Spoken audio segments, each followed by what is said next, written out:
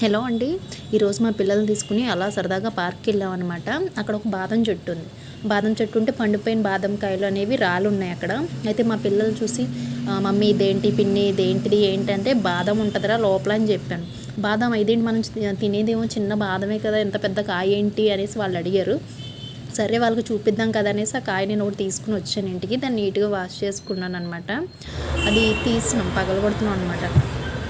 మా రుత్వికేమో ఇన్స్టిట్యూట్లో ఉన్నాం మేము, ఇంటికి వెళ్ళిన తర్వాత చూద్దాం కదంటే లేదు నేను ఇమీడియట్గా చూసేయాలి దాన్ని, నేనే పగలగొట్టేస్తాను అనేసి పగలగొట్టింది. ఆ కాయ ఎంత గట్టిగా ఉంటుందో తెలిసిందే కదా, రావట్లేదు.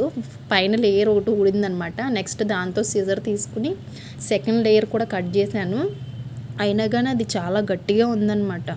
కొట్టి కొట్టి అసలు అది పగలట్లేదు. తర్వాత సెకండ్ లేయర్ కూడా అయిపోయింది.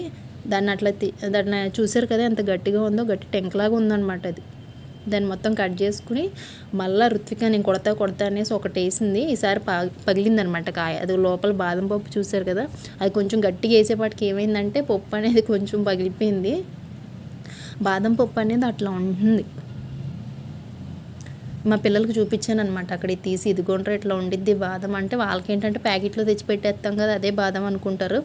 బట్ అది ఇట్లా ఉంటుంది కాయ, లోపల ఇట్లా ఉండిద్ది బాదం అనేసి వాళ్ళు చూపించడం కోసం కాయ తీసుకొచ్చి ఇట్లా వీడియో చేశాను అనమాట.